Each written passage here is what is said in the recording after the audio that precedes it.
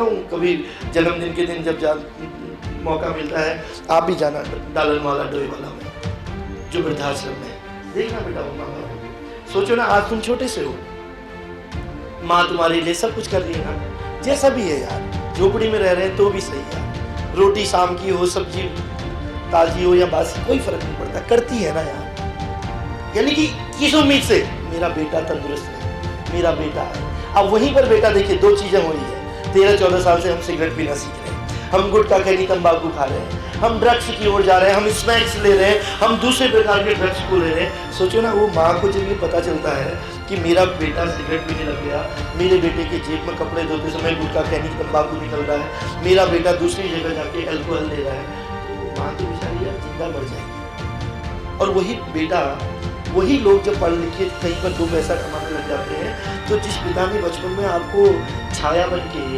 आपकी अंगुली पकड़ना सिखाया हो, धूप बरसात में आपके छत बन के आपको सुलाया हो, जिस पिता ने आपको कंधों में रख के अपने से ऊपर बढ़ाने के लिए, दुनिया दिखाने के लिए अपने कंधों में बनाया हो, वो कभी घोड़ा बनता है, कभी आपका खिलौना बन जाता है, आपको पीठ में रखता है, याद नहीं होगा, लेकिन सोचोगे तो फ्लैशबैक में जाओगे तो याद आएगा। आज जानते हो, वो एक रोटी के लिए तरस रहा है, वो पिता ना अपने बेटे को देखने के लिए तरस रहा है, वो अपने पोते पोतियों को देखने के लिए तरस रहा है। उसे क्या चाहिए इस बुढ़ापे में? एक प्यारी सी बात, इतना ही कर ले कि पापा कैसे हो, कोई जरूरत तो नहीं, एक मुस्कान, एक टाइम, 2 टाइम, 3 टाइम जब घर में रहते भोजन कर लो, थोड़ा प्यार से माँ से पूछ लो, माँ तुझे कोई जरूरत तो नहीं है? ठीक है, वक्त तुम्हारा भी आएगा, तुम भी वहीं जाओगे। ये जितने बैठे हैं ना हम लोग, ये सब उसी 70-80 साल की आयु में, माँ भगवती करे शतायु रहे, 100 साल तक जाए, यादें आएंगी। आज क्या होता है ना, जवानी है, आज क्या ही फर्क पड़ना है, लेकिन घूम के चैन वहीं आता है भाई।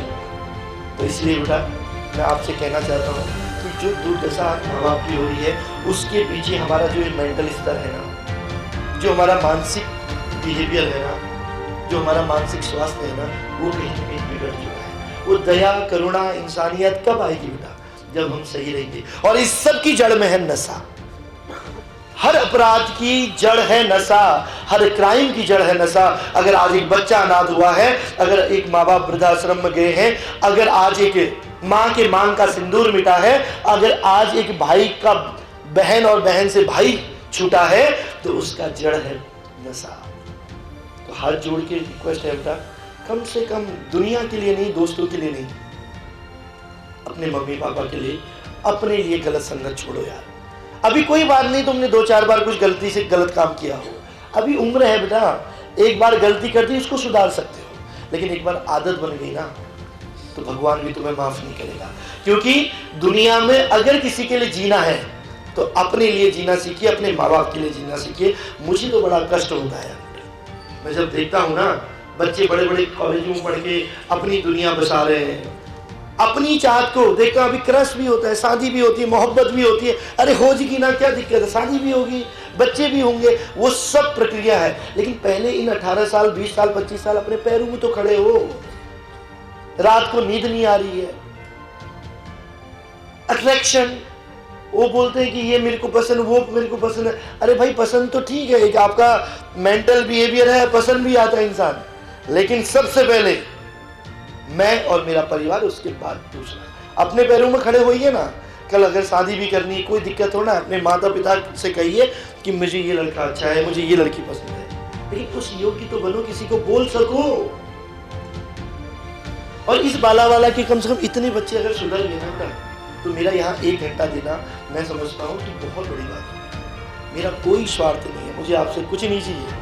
मैंने संजय सर को बोला, मैंने कहा यहाँ के इंटर के बच्चे जो फीस नहीं दे सकते हैं, मैं हर साल 300 बच्चों को निःशुल्क पढ़ाता हूँ, यानी कि 100% ट्यूशन फीस माफ।